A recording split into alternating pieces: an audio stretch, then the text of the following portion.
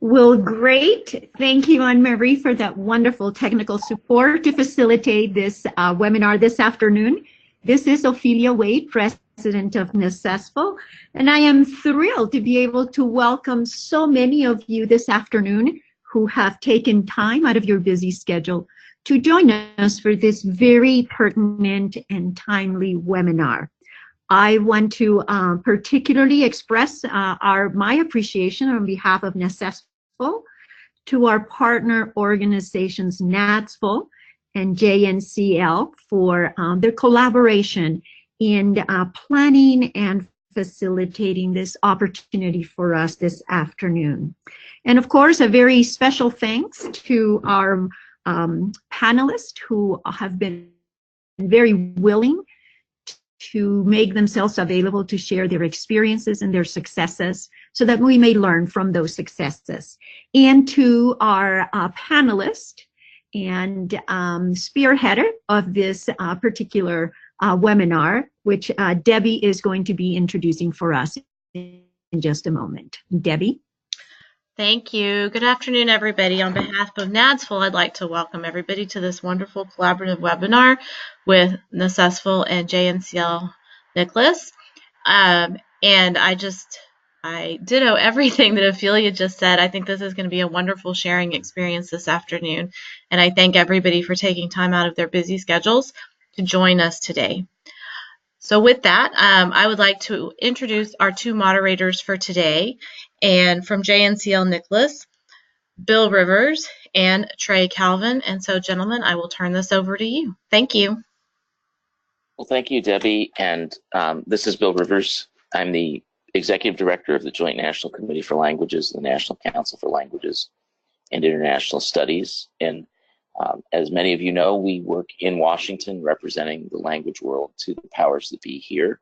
We're very proud and happy to have both the National Council of State Supervisors of Foreign Languages and the National Association of District Supervisors of Foreign Languages as longtime members of JNCL Nicholas, and very, very thrilled to be on this webinar.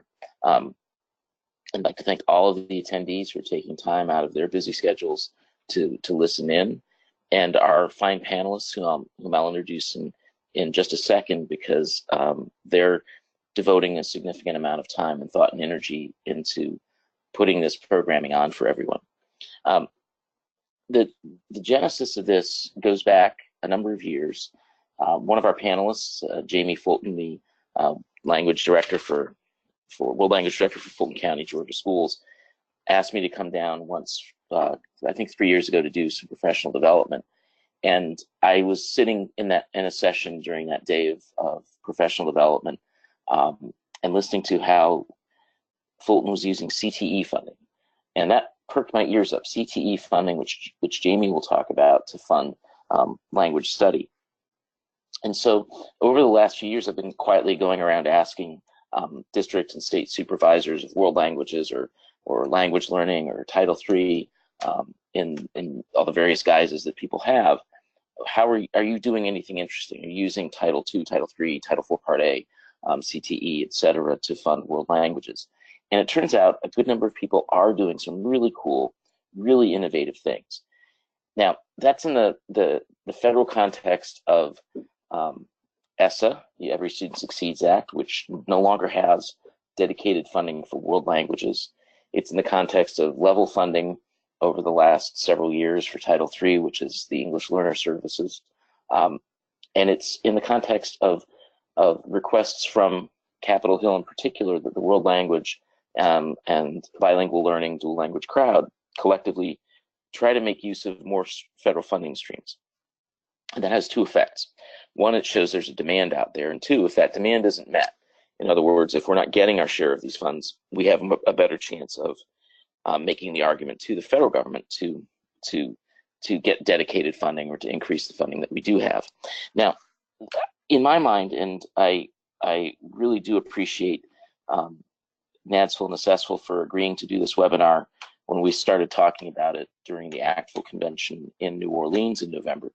What we really want to do here is give give other folks in the NADSville, Necessville Title III communities an idea of how people are using these funds, number one, and that's the first thing our panelists will talk about, and then how they got to this point. What arguments were successful, and how did you guys convince your leadership at the district and state level that this was a good idea? Now, with that introduction, and everyone who knows me knows I like to talk a lot, I'm going to introduce our panelists, and I'll turn it over to Trey for a couple words as our managing policy analyst and my co-moderator. So we have Jamie Patterson, World Language Director from Fulton County, Georgia Schools. Yolanda Bell, who's the Executive Director for CTAE in Fulton County, Georgia. Morgan Cox from Denver, Colorado, who's the, I believe now the president, she was the president-elect of the National Council of State Title III Directors. And Jessica Haxey from the Language Director from New Haven, Connecticut Public Schools. I'll give it to Trey, and then we'll, and just give it, just as I said, we're going to talk for 5 minutes each about, our panelists 5 minutes each, as Anne Marie said, about what you're doing with the funds, and then 5 minutes each about how you got here, and then Q&A. So Trey.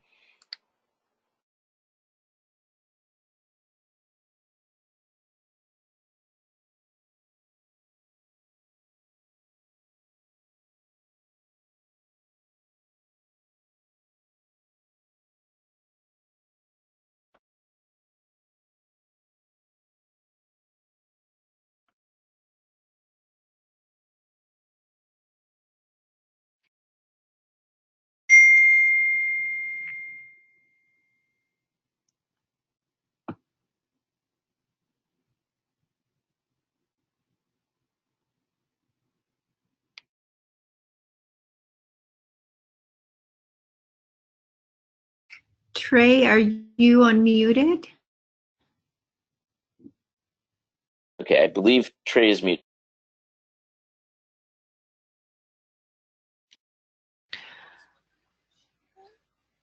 It looks like we're having some technical difficulties. Our presenters are working on their mute controls.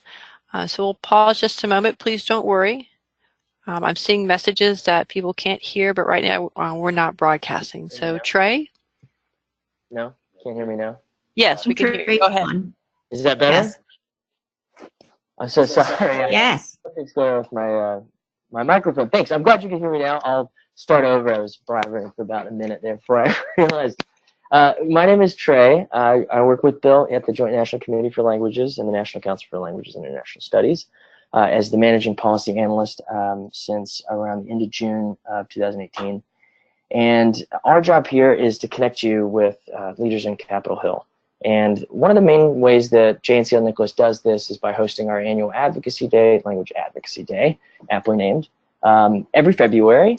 We're coming up on about a month away now, about 5 weeks now. And the Advocacy Day, as a lot of you have probably attended and know, is a chance to meet the staffers, sometimes the representatives, to talk about the hard work that you guys are doing on the ground, and what can they do to help sustain and expand the power of language learning nationally. It's not only an awareness opportunity, it is a practical opportunity to advocate for the programs that we're currently running and would like to expand. So that's happening on the 14th and 15th of February. We schedule over 100 meetings every year. Most of them are on Capitol Hill and the congressional side of the Hill. But we also have a lot of external meetings, including with National Immigration Law Center, OLO, which is the Office for English Language Acquisition, Council for Great City Schools, and many others that I'm currently in the process of connecting with those people now. Right now we have just under 100 attendees, and on average, over the last few years, we've averaged about 100. So Bill and I believe that this last push in January to get people registered, we're going to be around 110, 120 people. So if you haven't signed up, I really encourage you to. This year we have several asks, but the top two asks that we're approaching Capitol Hill with in February is the World Readiness, the World Language Advancement and Readiness Act, WLARA. We got really far last year with getting this bill into the House. It got into the Ed and Workforce Committee, but was at the last minute not given a waiver, which is, Bill and I could definitely get into technical jargon about why it didn't pass, but we feel like with the new Congress this year, we have a much better chance of getting it out of the House and onto the floor. We had a meeting this morning with several staffers in both Democrat and Republican offices. The primary sponsor, Representative David Price, is going to be dropping this bill again, introducing it into the 116th Congress the first week of February, which gives us a perfect launch pad to start talking about it in 2 weeks when we get on Capitol Hill on the 14th. So that bill you can read a little bit more about on our website and what it actually does and the inside of that. And then the second big ask, which not to say it's the only other one, but the second big one is the BEST Act, which is the Biliteracy, Education, Seal, and Teaching Act. This essentially is a bill that would help states that are already have the seal or are working on the seal, which, as Bill and I have noted several times in the past, is every single state at this point. This bill helps to implement and provide funding for possibly testing and other logistical sort of funds to expand the program to a national level. So those are just the two sort of top line ones that we're going and talking about on the 14th. And I think I've probably stayed my welcome. I think that's all I needed to share about Language Advocacy Day. You can go to languagepolicy.org. It's on our front page if you'd like to view the agenda, which we just released last week, and see some of the speakers that we're going to be having. It's a really great lineup of people from the industry, K through 12, and faces you'll probably recognize as well. So I encourage you to go to languagepolicy.org. Go to our front page and click on how do I register, how do I set my hotel up, and you can go from there. So that's all I have. And Marie, I'll send it back to you. All right, so now we'll turn it over to Jamie Patterson from Fulton County, Georgia. Well, thank you very much, Bill and Trey. Nice to meet you virtually. So I am Jamie Patterson, the World Languages Program Specialist in Fulton County Schools. We are basically metropolitan Atlanta surrounding the smaller Atlanta Public School District, of which we are not a part.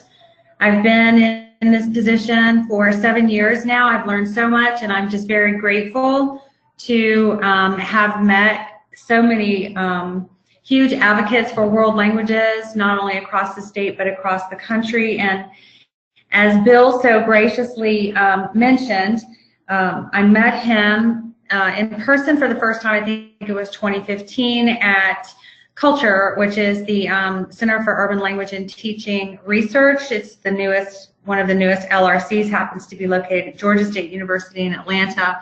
I met him, he was a keynote speaker at one of our language leadership meetings, and asked him, never really expected him to say yes, but I did ask him to come back down to Atlanta to address our teachers. I have always kind of known and understood as a world languages teacher over many years that one of our biggest responsibilities is to provide ongoing advocacy for what we do, since we are not really a part of the core. I just felt like we always needed to put ourselves out there and show everyone what we're doing and how great we are, and always advocate for what we do. So once I met Bill and understood his position and his work, I was very interested in offering that as an option, an opportunity for our teachers with which to engage during one of our district PD days. So in Fulton County, we have about 250 world languages teachers across the K-12 continuum. Most of that is concentrated in 612.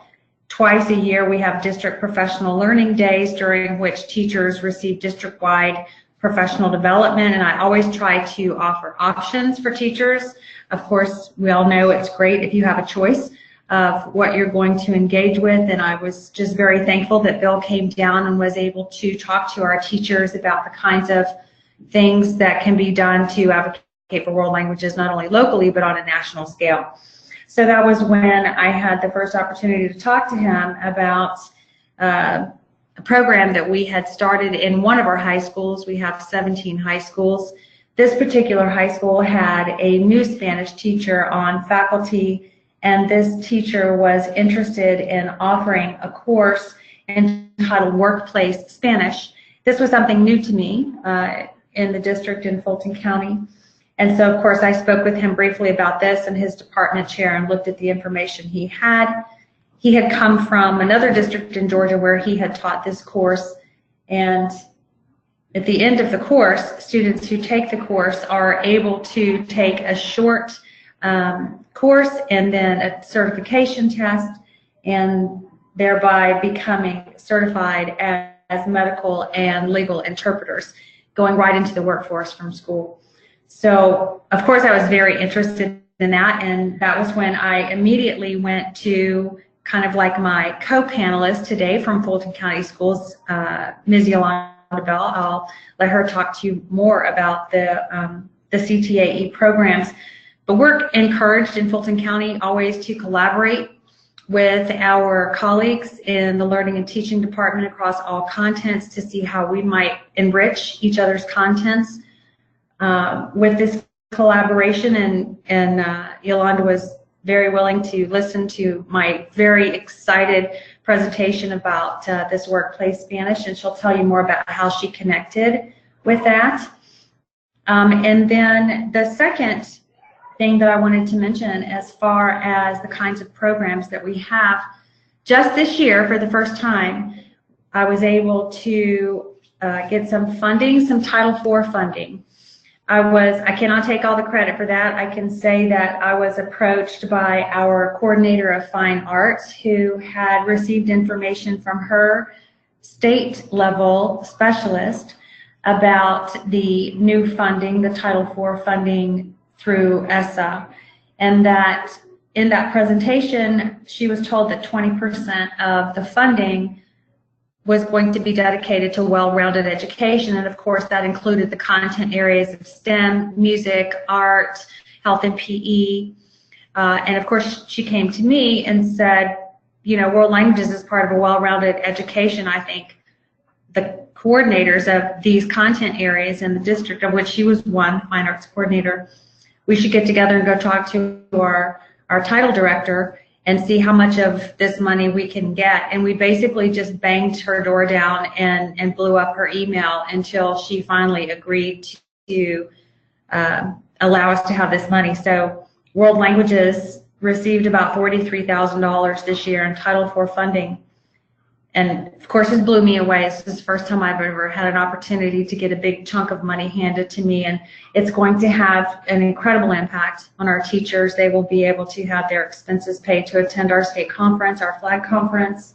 I'm going to be able to purchase some instructional materials, further our work to shift to a proficiency-based instruction and assessment program. And so I was just amazed that was a possibility. So that's kind of my experience with having access to federal funds to support world languages instruction. I did want to finally mention very quickly that I was able to speak with our own in-house assessment department. So these are not federal funds.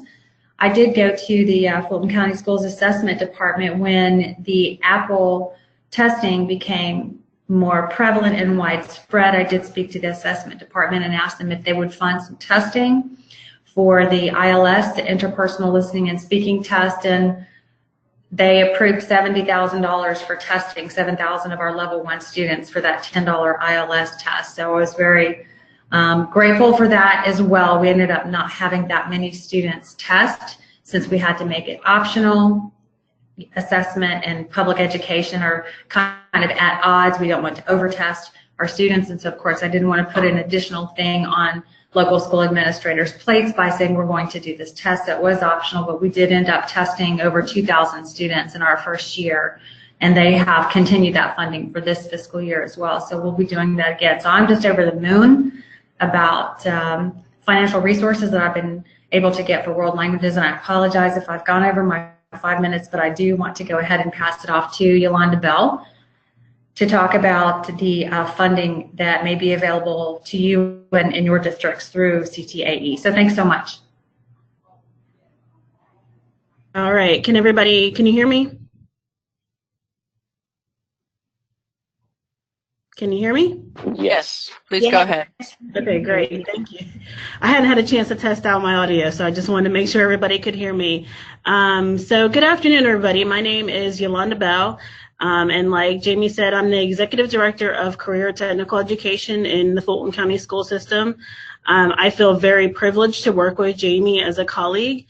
I am probably a crazy CTAE director that doesn't feel like we should be teaching any of our programs, whether it be the academics or the electives, in silos. So I know that our plates get full and we tend to focus on our work and our programs, and it becomes the majority of our work. But we really look for opportunities in Fulton County to do a lot of cross-curriculum and interdisciplinary work. Something I think that hasn't been mentioned yet is that Fulton County is a charter district. So not just charter schools, but our entire district from top to bottom is a charter system. So we are able to apply for waivers with our Department of Education to create innovative programs. And we receive funding from the Georgia Department of Education to create innovative programs. So really breaking out of our silos and reaching across the aisle and really seeing how we can pair programs together that make sense is a district initiative of ours. So that's kind of how, with that being said, you know, Jamie and I have worked together now for probably about 4 or 5 years. And she introduced the workplace Spanish course to me. And I was very intrigued because I knew that the outcome was the certification, and then the fact that these students would be able to automatically go in and work as translators. Students, please pardon this interruption. Sorry if you're hearing a school intercom. Once again, Creekside High School, at this time we are now on a hard lockdown. Please govern yourselves accordingly. So we'll be on lockdown until we come back over the intercom to clear everyone. Thank you. So sorry about the school intercom. So anyway, I was interested in knowing that students would receive certifications and be able to go work in hospitals, courtrooms. And what was interesting with the program that started the workplace Spanish course was they also had a law and justice pathway program and a healthcare science CTAE pathway program. So there was just a natural fit for those 3 programs to kind of work together. So Jamie and I did a couple of observations at the workplace Spanish course. I'll be honest with you, for year 1, I used local money because we hadn't yet made that connection with the CTAE pathways. But again, using our charter system and really being able to embed these pathways together, foreign language and CTE, then we're able to use Perkins funding to help with certification. So I think I've also probably gone a little bit longer than my 5 minutes, but again, it is about breaking down the silos and working together, because at the end of the day, our kids are not going to be working in silos when they leave high school. So it's important that we really look at the standards of what we're teaching and see how we can come up with some innovative programs and combine standards and put things together that best fit the needs of our kids. Okay, this is then, and thank you, Yolanda. And now I'll turn it over to Morgan Cox from Colorado to talk about what they're doing with Title III there. Oh, hi. My name is Morgan Cox. I think I'm here to represent the National Association of Council of Title III State Directors, but I'm also prepared to talk about Colorado. I also want to say to Jamie and Yolanda, I am a graduate of Fulton County Public Schools, and where I was first exposed to world languages and given the opportunity to learn languages. So I'm glad it's still alive and well there. I'm a really fast talker, so I have a lot to say. I'm gonna first talk about the National Association of Title III State Directors and our rebranding efforts and moving toward a priority area for dual language education and bilingual education, utilizing the world languages. And we are working on rebranding to become not just a grant program council, but to the National Association of English Learner Program Administrators, and opening it up not just to state agency personnel, but also to local education or district personnel, and so really expanding our base, as well as not just Title III, which is sort of the program to learn English, but to our English learner programs, which can extend beyond just English only programs, then to bilingual and dual language. We have worked really hard to get states on board on the council board, from Texas, North Carolina, and myself from Colorado, all of which have seals of biliteracy or diploma endorsements for biliteracy, or have a strong advocacy network in dual language, world languages, bilingual education in those states. And we've also brought on as advisory members David Nieto from the University of Colorado Bueno Center and Joel Gomez from the Center for Applied Linguistics to also help guide us in our thinking through some of these priority areas, and including dual language, world languages into this aspect. So with that, in Colorado, what we're doing is, out of my office, we have, and some of you may know her, she is a shining rock star, Miss Lulu Buck, and she is funded with Title III state level, admin, Title IV, everything, Title I direct services. And so she really leads our world language specialists as a world language specialist, and our diploma endorsement for biliteracy statutory requirements. She is currently, and although she's funded out of these other funding streams, because we don't have necessarily a world language specialist funding, state funding, we are utilizing English learner funding from the state, Title III state level, and Title IV, Title I direct services, all to get this work done. And she's also now creating a new dual language website with some of our colleagues out in the field.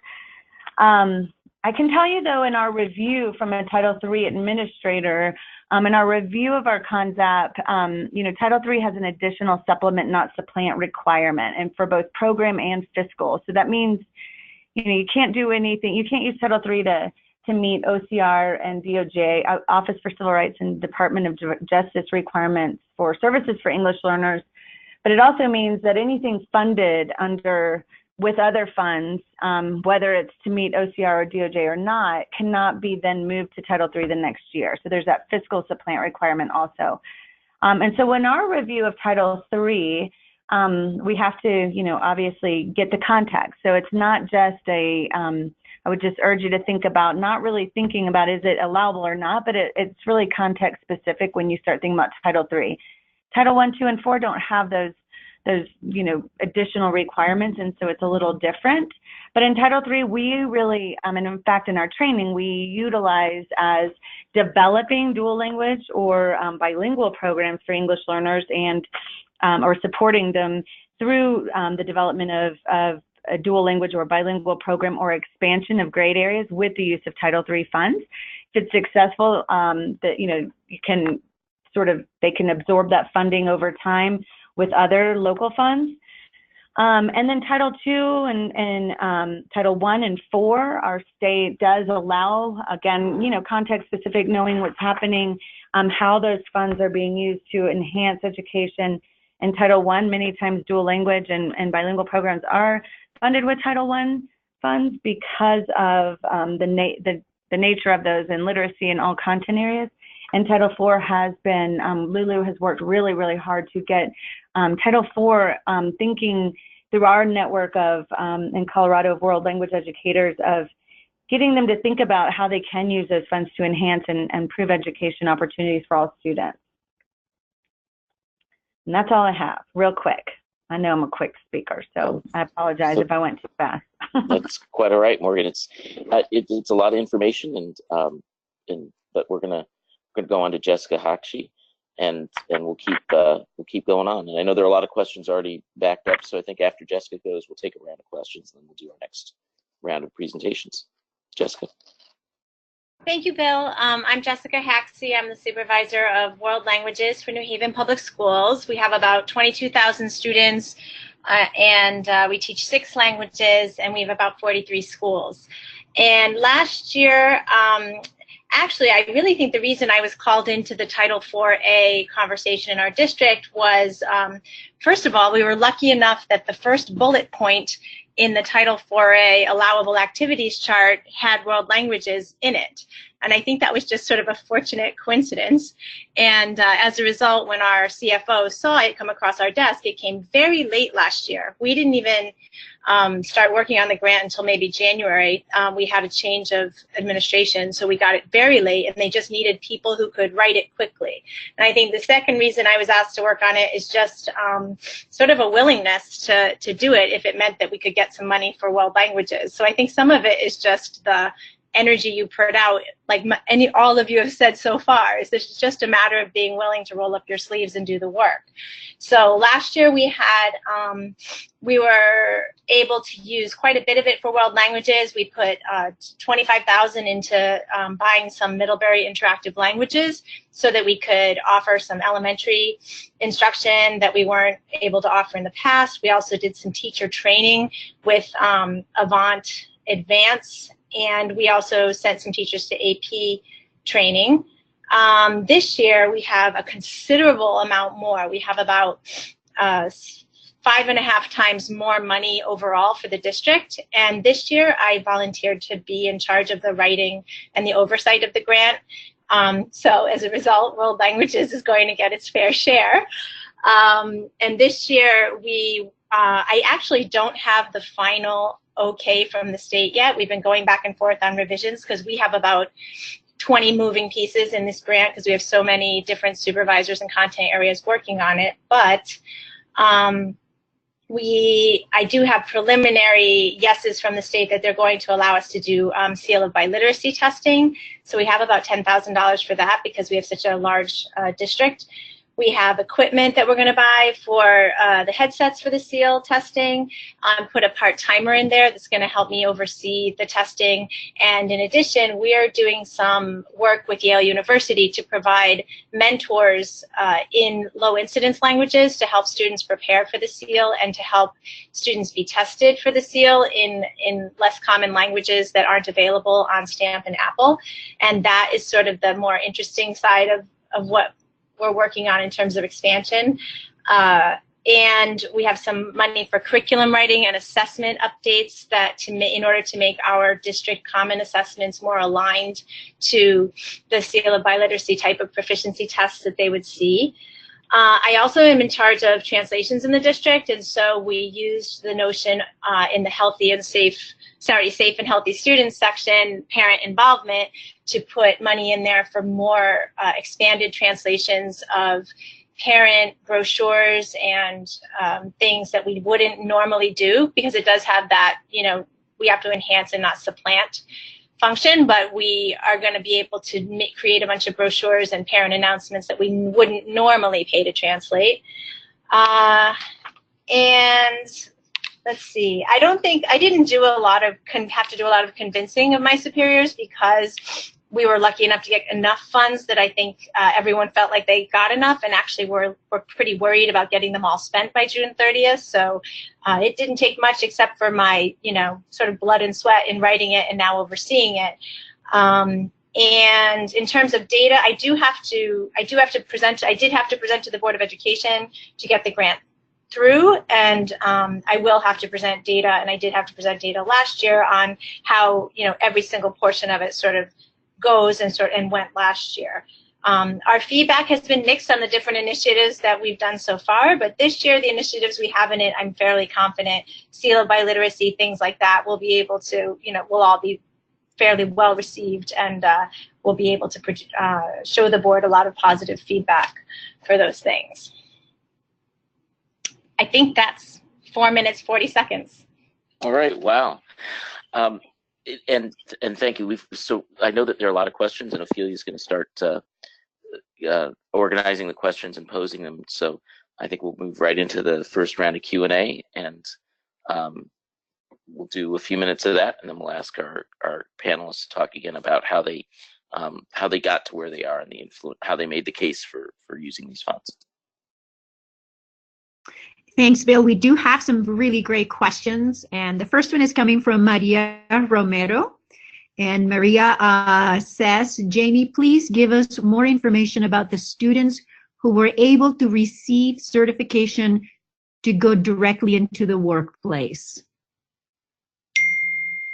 Okay, so just briefly, again, we had a teacher come from a different district in the state of Georgia. That teacher had already created relationships, which again is a big part of what we do. He had created relationships and had met people at local emergency rooms, at hospitals where they needed Spanish language interpreters. He had even gone to courthouses, to jails, to clerks' offices, and really just went out into the community to talk about the need for interpreting services, and then began by finding some resources to teach the course, and went out and advertised in the school where he was teaching, advertising a post-AP course. So these are students who are either heritage learners of Spanish or, English-speaking students who had done well at the AP level, and so this is a post-AP course where they spent half the semester learning about medical interpreting and half the semester learning about courtroom interpreting, and was able to get information about the test that the kids can take for certification. And these are non-traditional students. These are students who perhaps are from families whose members have never gone to college. They're already prepared to go into a career field, and so we just identified these students who were ready to go into the career field and who were able to be successful in the workplace Spanish course over a year, and that's where CTE came in with the funding for the certification courses and the certification testing. I hope that answers the question.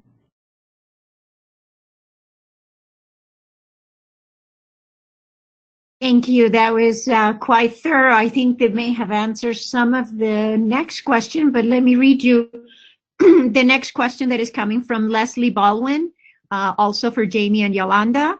What assessments do the students take at the end of the workplace Spanish course? And how much language experience do students have before taking this course? Is it a state course? I'm going to jump in first, Yolanda, and just say that, again, this is a post-AP course, and so these students are in generally their 5th year of study. And keep in mind that if you're a heritage speaker in our district, we will test your proficiency using one of our we give common finals in our district, and we'll use one of our common finals to assess proficiency and place you perhaps at a higher level to begin your articulation of Spanish. So we have some heritage speakers who may begin at level 2 or level 3. So the number of years they spend in Spanish language courses just kind of depends where they start. And I'll let Yolanda talk about the testing.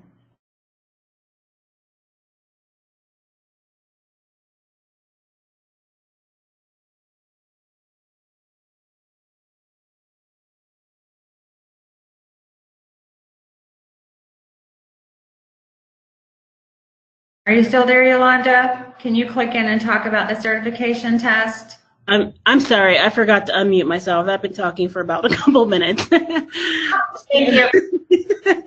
Thank you, Jamie. So the test, like the test for the workplace Spanish is not a state Department of Ed test. It's actually a real industry test. So, and we can get you the exact name of it. But it's through the board. So it's through the court in order to become a courtroom translator. It's through the different board entities in your state. So we can get you the exact name of the test, but it's not a state developed test. It's actually a real true industry test to become a courtroom translator and to become a medical translator. And also, I don't think I answered again Leslie's question. This is a state course. We actually have 2 course numbers for workplace Spanish. We have workplace Spanish, and then we also have advanced workplace Spanish. So this course can be taken for 2 years. But generally, at least the program that we have in our district is a 1-year course, workplace Spanish, 1 semester medical, 1 semester legal. And this is Bill Rivers. Just briefly, the National Center for State Courts has a consortial exam with 30 plus states.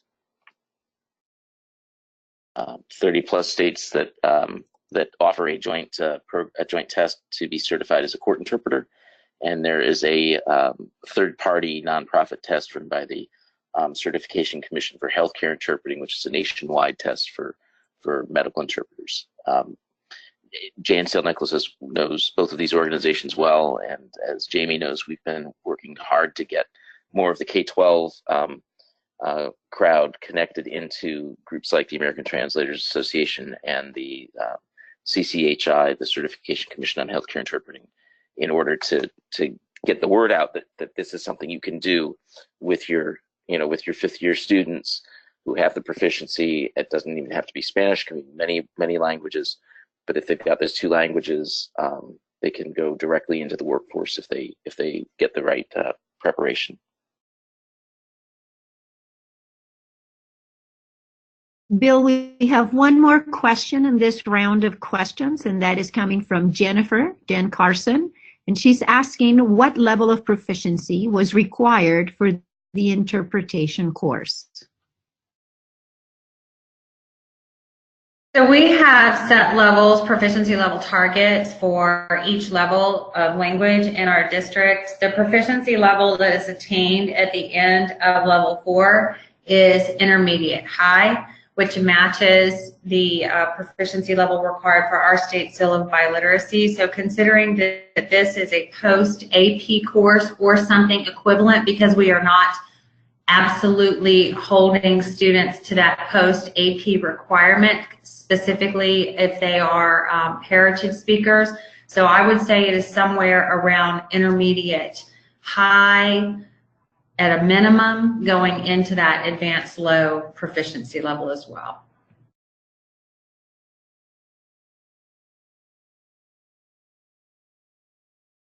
Now, we do have a couple of comments that are follow-up questions from Maria Romero.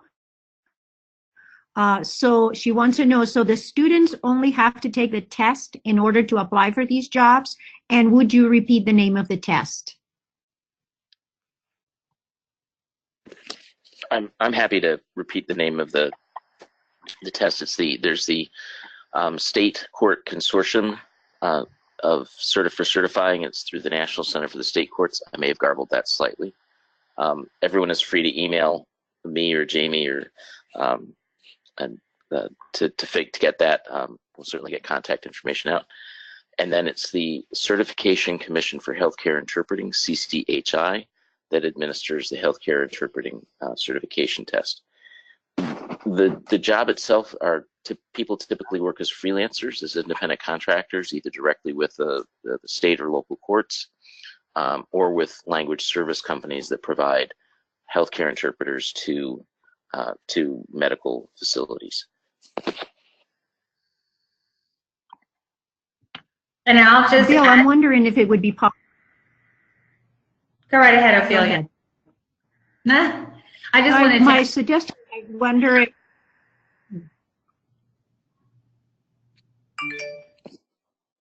Okay, it would be possible, but I'm not sure what I've just agreed to. Why don't we have Jessica go, and then I'll share that suggestion.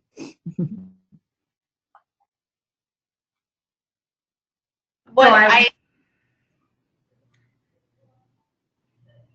Sorry, Jessica.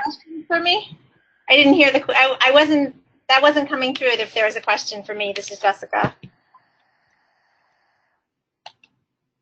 I think Ophelia was referring to me. Sorry, this is Jamie. I didn't mean to step on Bill's toes, but I just wanted to. Oh, no worries. I just wanted to say that our teacher who came in from this other district indicated to us that just what Bill said, that there are agencies out there whose goal it is to provide interpreting services in various communities, medical communities, hospitals, jails, things like that, or someone within those areas has the responsibility. For instance, an administrator in an emergency room, or someone with the sheriff's department, or someone like that who is looking for language services, and he indicated that the starting pay for this position was $75 an hour. And of course, that is very attractive to someone who really has no plans to go into college, but is going right into the career. We haven't had any examples of students who have actually gone into a position like that yet. This is a relatively new program in our district that is happening. We're struggling to keep it going, and so that's why Yolanda and I continue to work together to try to create this pathway, because again, as she mentioned, in this one high school, they have not only the workplace Spanish course, but they have these 2 CTE pathways, one in law and justice, one in healthcare sciences. So really, it's just a matter of kind of continuing to work to put those collaborations together. Thank you. Bill, we do have 2 or 3 comments requesting that the names of the test and the groups or the certification and assessment, if those could be emailed. And I'm wondering if those could be added as an additional reference slide to this presentation, which will be archived and accessible to everyone after about a week, so that the information is all together. The answer to both of those questions is absolutely, and I'll just put a little wrinkle on that. I have the pleasure of serving on 2 industry committees, one with the American Translators Association, the Education and Pedagogy Committee, and another with the Association of Language Companies, and have already reached out to both of those committee chairs, and we will get some concise information together. I'm absolutely certain there are language service companies in the Atlanta area, for example, and this addresses Jamie and Yolanda in particular, that would like to know that you've got this program and they could potentially be recruiting interpreters from Fulton County.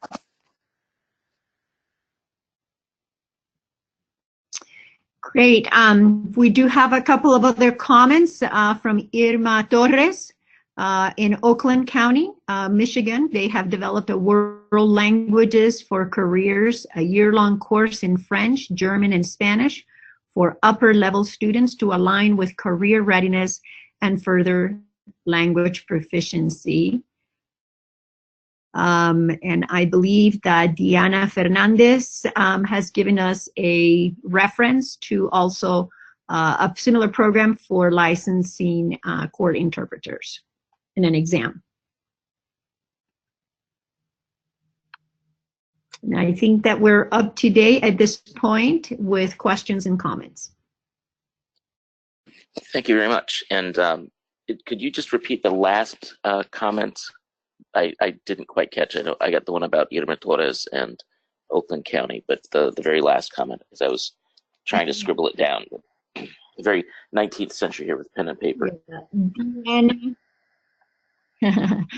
Diana Fernandez has sent us a link to licensed court interpreters in Texas. Apparently appears to be a licensing program and exam that is associated with that licensing program. And then they've asked if Irma can share her resources for teaching those classes, which we can add. And then Jen has also sent us a reference for career and state interpret certification from Virginia.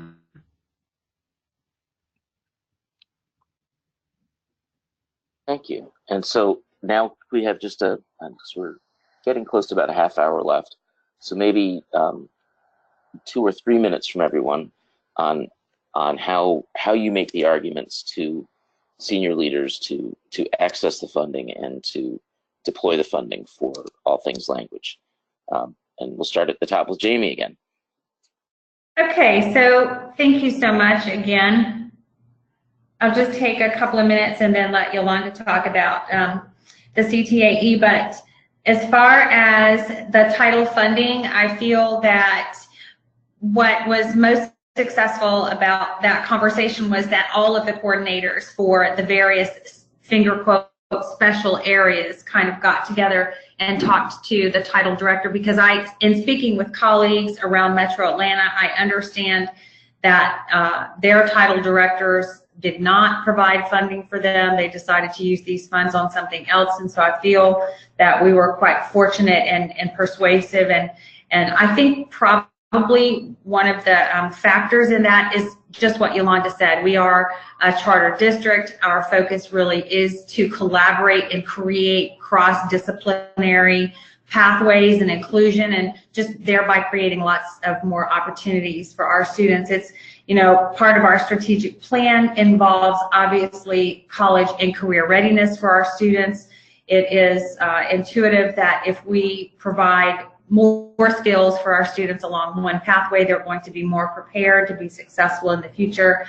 And so, and school leaders and district leaders are also motivated by CCRPI, the College and Career Readiness Performance Index, by which schools are rated. So when you talk about evaluation of districts and schools and impacts for graduation, then you're really, you're singing the right song to those people who make the decisions. Thank you. Yolanda? Sure. I mean, like Jamie said, us being a charter system and this being part of our strategic plan, we are just able to make the case for doing a lot of cross-curricular work. And we continue to make the case. And I think that's what's most important, is keeping open those lines of communication. And, this is not going to be anything that happens overnight, and it's going to take a while. And I hope, from what you've heard, I hope from Jamie and I, it's not finalized. So things are going to take a lot of work. So just keep open those lines of communication across your different program areas, like your world languages and your CTAE. Jamie and I continue to have conversations, and we've been working with different programs on expanding even outside of workplace Spanish, and doing things like combining a culinary class with a French class. We have a career academy who really wants to bring in teaching French at the career academy inside their culinary class.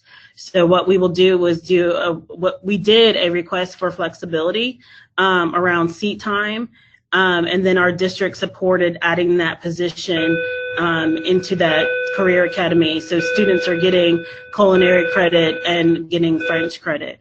And then we have 2 STEM schools that we're building, and I know that you guys are probably working in districts where you are, if you don't already have STEM schools, you're building more STEM schools, and there is just a natural fit for STEM between STEM and CTAE and STEM and world languages. So for example, one of our major companies here in Atlanta is Siemens, and Siemens is a German-based company.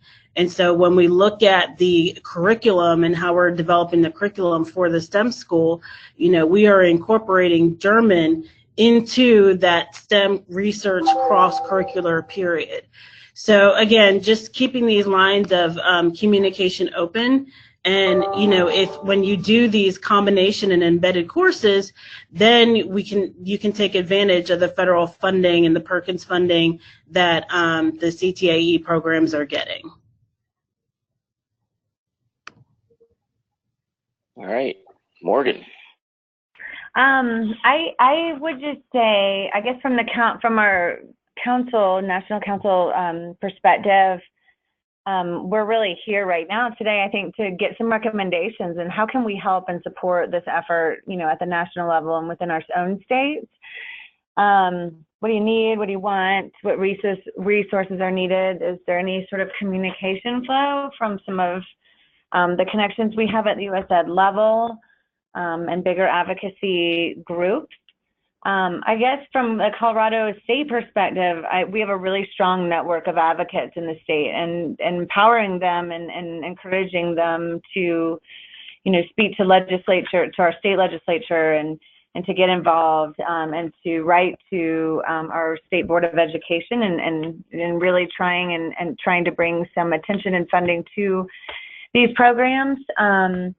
Data has really helped educate folks across the department here and how many, especially when we're thinking about the funding streams that we are currently using to support a world language specialist, and how many English learners are participating in these programs or are benefiting, how many could potentially be.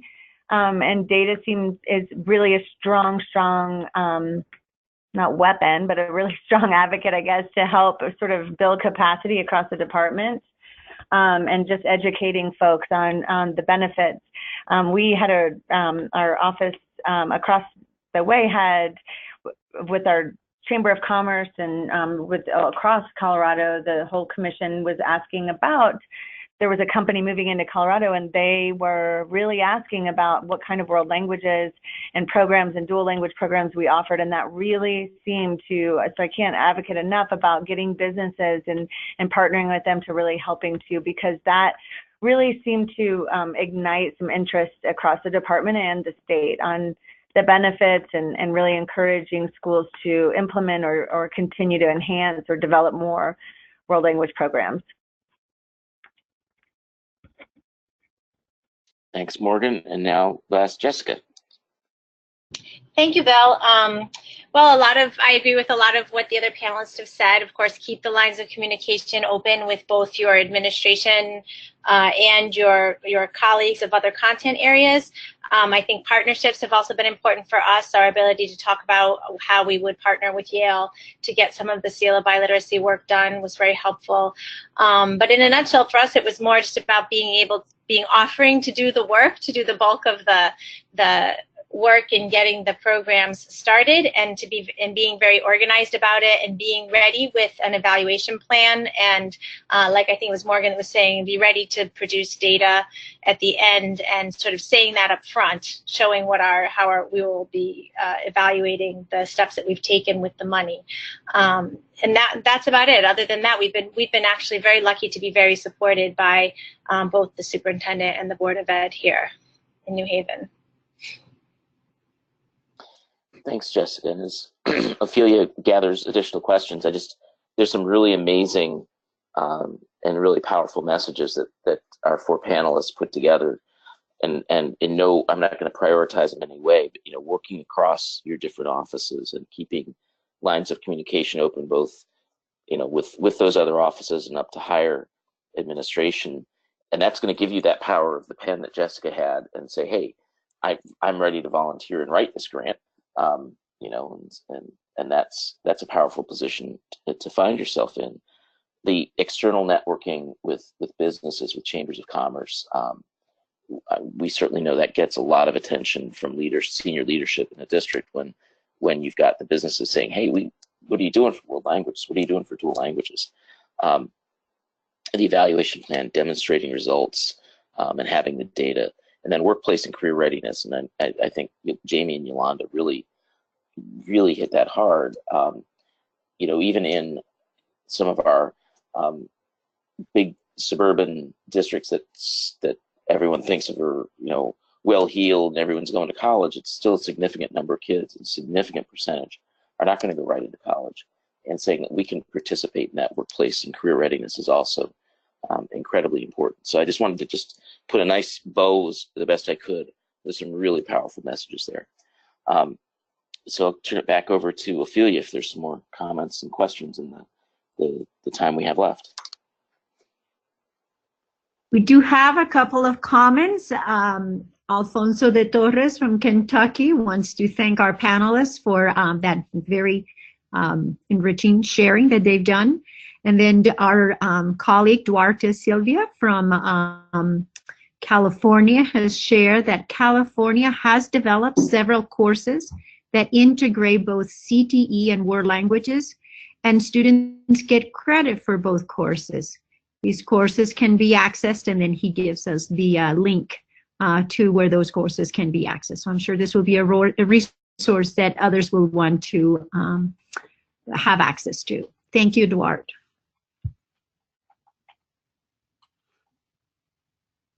And I think we're caught up at this point. All right. With that, and as we're gonna transition just a bit, Trey's gonna talk a little bit more to answer questions about language advocacy days. But I do encourage folks in the time left, if you have additional questions for our panelists, to submit them, and we'll circle back if we have a little time left at the end.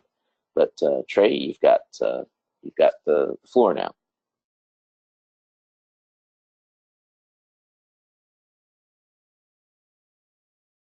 Trey's having technical difficulties, so we're gonna.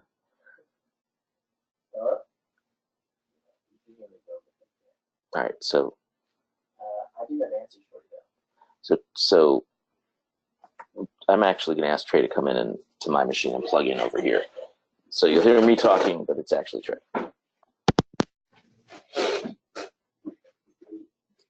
Oh, great. Can you hear me now? Yes. Okay, great. Thank you.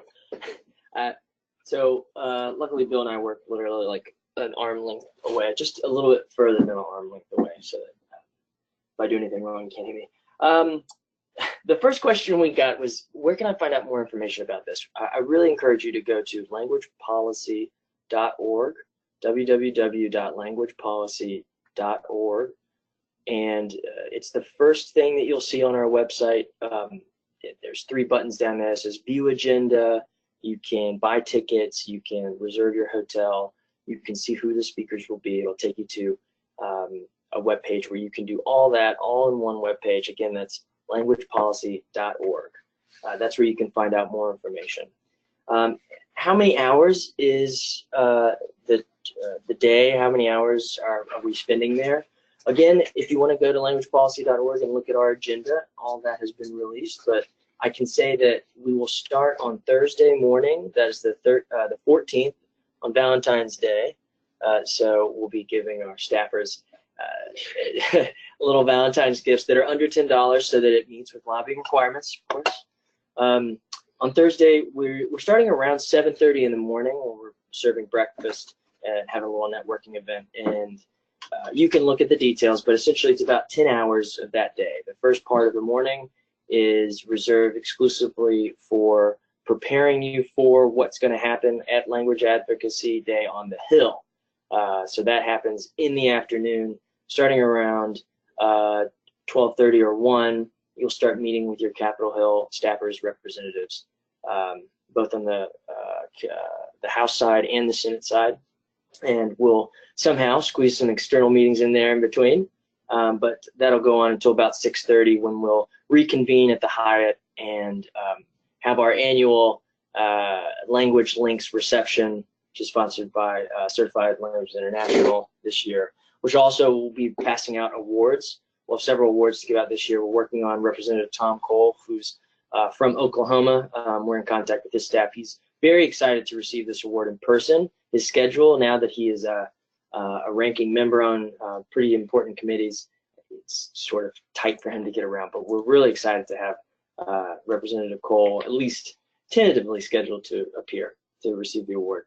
And then Friday, we finish up with a couple policy discussions. These are roundtables that you can choose from. There are 4 that you can choose from. Again, this is on the agenda at languagepolicy.org. In the morning, we go from about 7:30 again until about 3 in the afternoon. So it's an early release, so that a lot of flights that come out of DCA or BWI or Dulles, they leave in the afternoon. If you want to make it home on Friday afternoon, that's where we end a little earlier. So in total, about 17 hours over 2 days. And I really encourage you to make plans now and get your hotel block locked in. I think the registration deadline for the hotel is the 17th of January, so it's coming up pretty quick. I got another question. What can nonprofits do?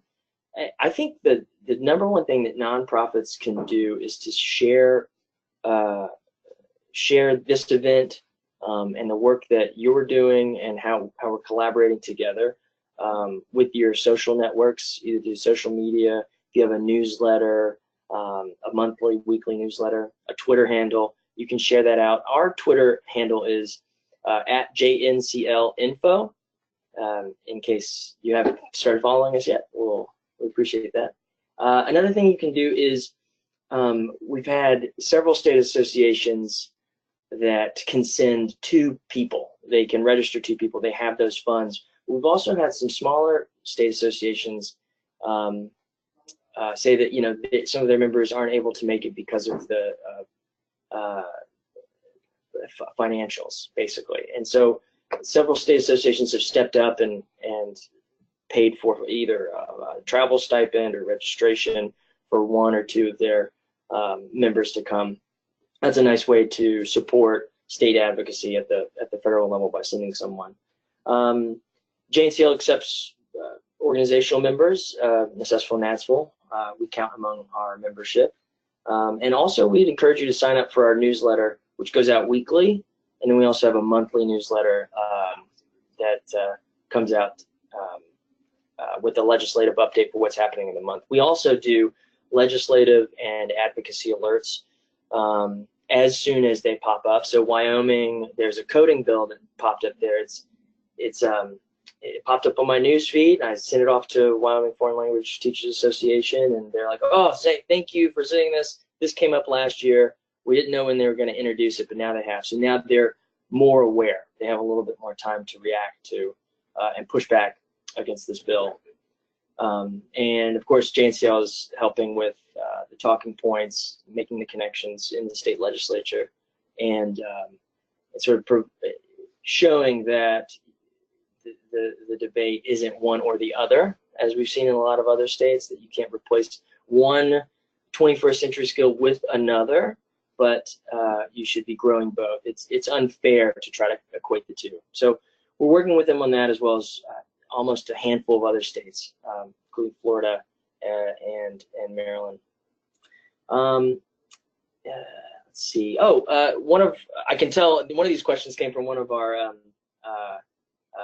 attendees from last year, years previous, because they're asking, when will we get an email that will allow us to choose which sessions or which meetings we would like to attend, external meetings? That email is going to be coming next week. We should receive it by Monday the 14th, and we'll have a deadline of responding by Friday the 18th, just so that we can start getting those meetings in and locked in. So you basically, for people who haven't attended before, because external meetings aren't necessarily based on where you live, like your congressional meetings, people can choose which ones, and in a priority fashion, which one they would like to attend. And you can choose up to, I think, you can choose your top 3, and we'll select you for which one we have room in. So when you get that email on the 14th, we respond as soon as possible. And finally, who will be attending?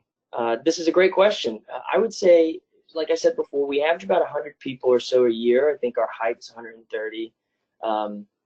And we're already at 95 with a month to go. So I'm feeling good about it. We would say about 60% are educators, administrators, people who work in K through 12, higher ed. But we also see a large quantity of interpreters and translators, business owners who own translating and interpreting companies. And new this year, I would say it's new this year, but we have some state government officials that have language access in their portfolios that are coming, just so that they can make connections and see what's happening at the federal level for language access in particular. And of course, we have a lot of nonprofit leaders, ACTFL, NABE, NADSFL, Necessful, that attend each year as well. Right now, we're up to about 32 states represented. We usually hit about 40 or so. It's always harder to come out from Alaska. Yeah, it's far away, but we try to make it as accessible for all. And our goal at Language Advocacy Day is to go to Capitol Hill and say, this is not just a Texas issue or a New York issue or Maryland issue, but we have 40 plus states represented that sort of coming together around the same talking points and the same asks.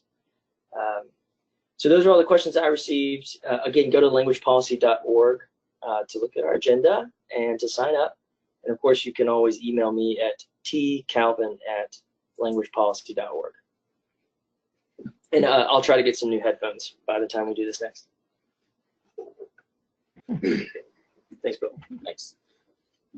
Thank you, Trey.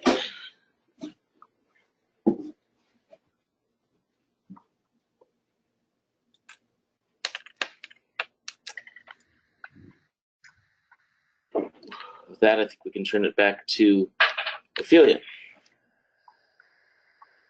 So we do have a couple of comments. Teresa Goodlet was very sorry she had to step away for another commitment, but really wanted to let our panelists know how much she's appreciated what was shared.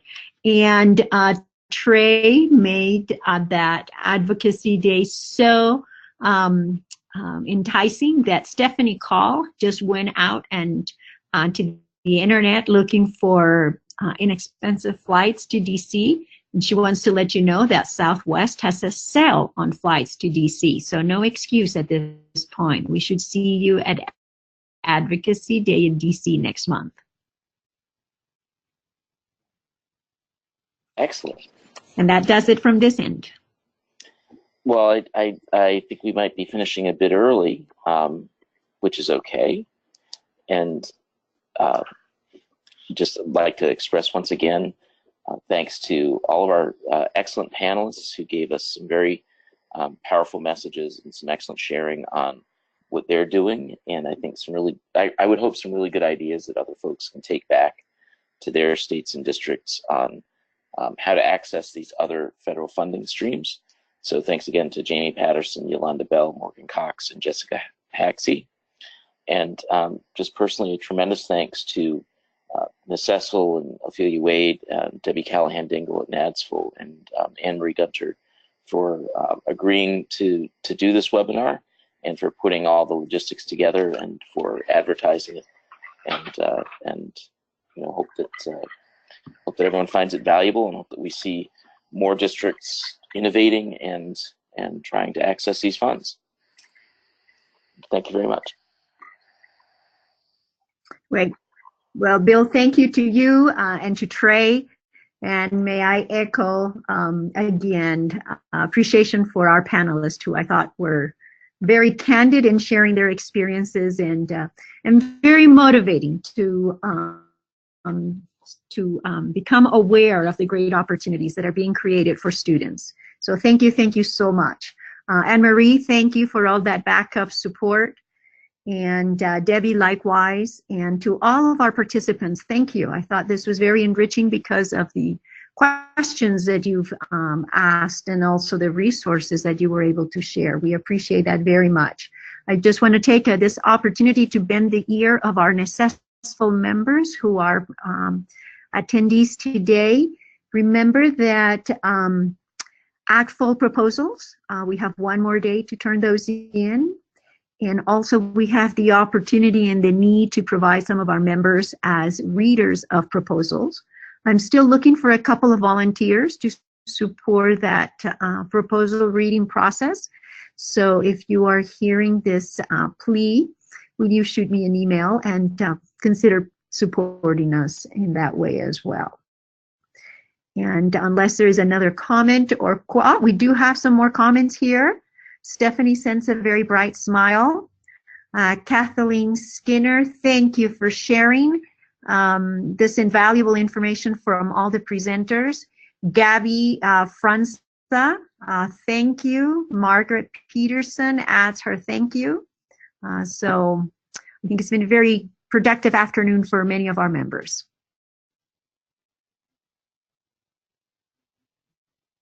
Right. Well, thank you, everyone, again, and I think Ophelia and Debbie and Anne-Marie, we can call it a good afternoon and let everyone go a few minutes early.